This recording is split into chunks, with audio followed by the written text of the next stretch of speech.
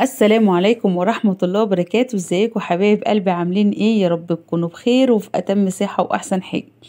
النهاردة هنعمل مع بعض طريقة سمك تحفة جميلة جدا هتعجبكم ان شاء الله وتنور رضاكم، وبمكون كنا مفرزينه مع بعض في تفريزاتنا لشهر الخير، شهر رمضان الكريم. بصوا حبايب قلبي، السمك من جوه لونه ابيض ازاي، طعمه تحفة في منتهى الجمال.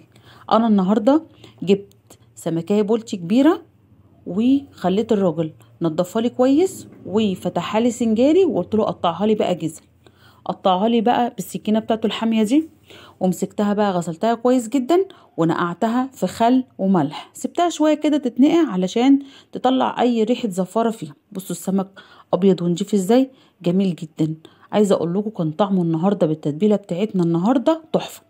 التتبيله بقى بتاعتنا دي احنا كنا مفرزينها مع بعض، اللي هي ايه، توم وفلفل احمر بارد وحامي، وكمان كنت حاطه لها ليمون وخل. التفريزه دي عجبتني جدا ونفعتني في حاجات كتير، اتمنى ان انتوا تجربوها وتقولوا لي رايكم. معايا بقى توابل للسمك، معلقه كبيره كزبره وتوصي بالكزبره شويه، ومعلقه صغيره مليانه كمون، ومعلقه صغيره بابريكا، فلفل اسمر، ال11 بهارات اللي احنا كنا عاملينها مع بعض، وملح، ومعلقه صغيره توم باودر. هبدأ اقلب كل التوابل بتاعتي مع الخلطة اللي احنا كنا عاملينها مع بعض علشان خاطر تتجانس مع بعض وتديني النتيجة اللي انا عاوزاها. بقت بالشكل التحفة القمر ده. هجيب بقى السمك بتاعي قطعة قطعة وهبدأ اتبله بالتتبيلة بتاعتي.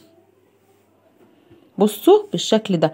تبلي بقى قطعة السمكية بتاعتك من قلبها كده زي ما انا بعمل، ومن الظهر كمان، بحيث ان السمكية بتاعتي تبقى شاربة من التتبيلة من كل الجوانب. معايا لحد كده تمام. حاجة سهلة وبسيطة وما تعبناش فيها. ليه؟ علشان كنا مفرزين الحاجات دي في الفريزر، كل ما علينا غسلنا السمك. وعايزة اقولك كمان ممكن تعتمدي الطريقة بتاعتي في السمك دي وتجيبي سمك بولتي زي كده، او تجيبي سمك بولتي من الصغير او مكرونة او ايا كان، وتتبليه بنفس التتبيلة دي وتحطيه في الفريزر، وان شاء الله تعتمديه كوجبة في شهر الخير ان شاء الله، شهر رمضان المبارك. كل سنة وانتم طيبين، اعاده الله علينا وعليكم وعلى الامة الاسلامية بالخير واليمن والبركات. ان شاء الله تكون سنة سعيدة علينا، ويكون شهر خير وسعادة على المسلمين اجمعين. وتحطيها في الفريزر من غير ما تتبليها من غير ما تبدريها بالدقيق، تحطيها زي ما هي ما متبله كده. كل ما عليكي ان انت هتطلعيه وتسيبيه تبدريه وبعد كده تقليه، يبقى انت كده ريحتي نفسك ووفرتي وقت للعبادة ولقراءة القرآن وانت صايمة، وما ضيعتيش وقت في تحضير الفطور. تعالوا بقى نعمل الرز بالبصل اللي جنب السمك. جبت بصلاية كبيرة بالشكل ده وهقطعها تقطيع رفيع بالشكل ده كده علشان خاطر هحمرها للرز. قطعتها بالشكل ده وهنزل عليها كده بربع كوباية زيت، وبعد كده هحمرها لحد ما تديني اللون اللي انا عاوزاه. تمام. افضلي قلبي فيها وحمري فيها لحد ما تديكي اللون الجولد الذهبي الحلو ده، علشان خاطر هنعمل بيها ايه، رز بالبصل. لو انت عايزة تغمقي البصلاية وتعمليه رز احمر اعمليه براحتك، بس انا بحب لون البصلاية بتاعتي يبقى اللون اللي انتوا هتشوفوه دلوقتي معايا ده مناسب جدا وبيبقى حلو بالنسبة لينا ولأسرتنا، احنا بنحب نفس لون الرز كده. شوحيها بقى وحمريها تحميرة حلوة كده، وبعد كده هنبدأ ننزل عليها بكمية الرز على حسب افراد اسرتك. اعملي الرز بتاعك، انا هنا عملت نص كيلو رز. قلبيه بقى تقليبه حلوه كده لحد اما الرز بتاعك يتحمر ويتشرب من البصلايه، وبعد كده هننزل عليه بالتوابل والميه المغليه. تعرفي منين ان الرز بتاعك سواء رز ببصل او رز بشعريه ان هو اتحمر كويس؟ لما تلاقيه بينطر كده من على المعلقه او السباتشولا اللي انت بتحمري بيها، وتلاقيه كله بقى ينطر كده من الحله، يبقى انت كده الحبايه بتاعه الرز بتاعتك اتغلفت بالماده الدهنيه واتحمرت كويس جدا. التوابل بقى اللي هحطها، حطيت معلقه صغيره كمون ومعلقه ملح ومعلقة صغيرة فلفل اسمر. انا بقى هقلبه كويس وهسقيه بالمية المغلية. لازم المية اللي هتسقي بيها الرز تكون مغلية علشان الرز يديكي نتيجة حلوة. عايزة اقول لكم كانت النتيجة بتاعته هايلة وكان جميل جدا وكان طعمه في منتهى الجمال. وزي ما بقولك توابل الرز للسمك او الرز ابو بصل كمون وفلفل اسمر وملح بس، ما تحطيش اي حاجة تاني. بصوا بقى انا هقعد اقلب فيه كده كويس لحد لما حبايه الرز بتاعتي تتغلب بالماده الدهنيه ويتحمر كويس، وهبدا انزل عليه بالميه المغليه اللي انا عاملاها، اللي انا غلياها يعني بالشكل ده كده. بس هسيبه بقى يغلي خالص، ولما يتشرب ههدي عليه النار وهركنه على العين الصغيره علشان هبدا احمر السمك على العين الكبيره. اول ما يتشرب ههدي عليه النار وهنقله على العين الصغيرة وهسيبه بقى يستوي براحته لحد لما اخلص السمك بتاعي يكون كل الاكل بتاعي جاهز.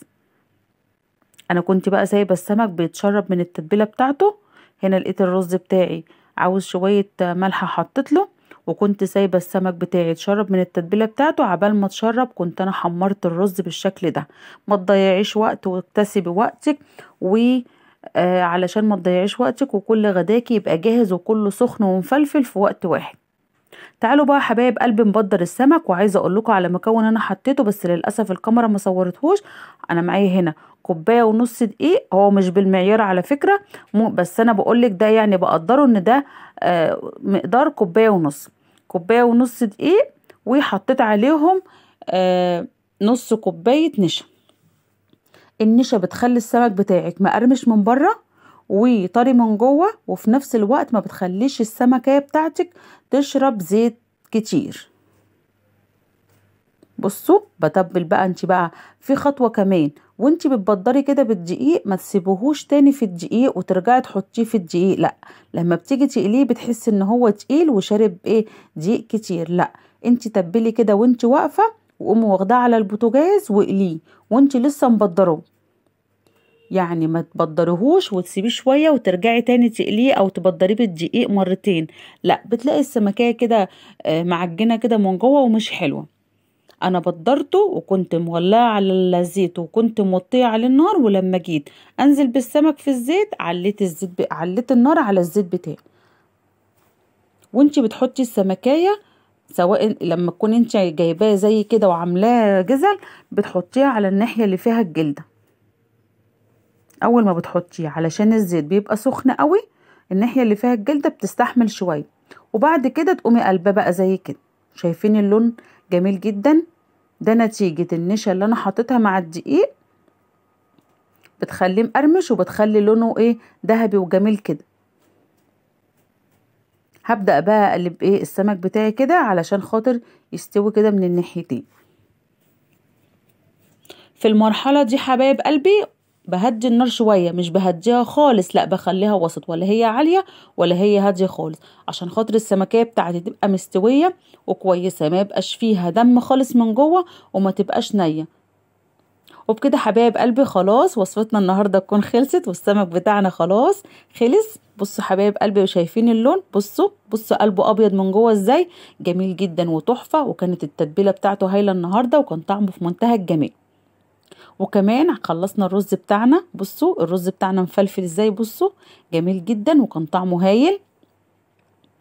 بوريكم ان الرزايه مفلفله. وكمان عملنا سلطه الطحينه وحطينا كمان كان فيه شويه تتبيله فايضه عملت بيهم سلطه الطحينه، وكنا كمان جايبين جرجير وبقدونس. اتفضلوا اتغدوا معانا. عايزه اقول لكم اليوم النهارده كان جميل، ويا ريت احنا كمان يومنا يكون جميل وخفيف ولذيذ على قلبكم. ولو عجبتكم وصفتنا النهارده اضغطوا لنا لايك وشير وسبسكرايب للقناه، واللي اول مره يشوف قناتي يشترك ويفعل زر الجرس علشان يوصلوا اشعار بكل فيديو جديد بننزله. استودعكم في رعايه الله وامنه، والسلام عليكم ورحمه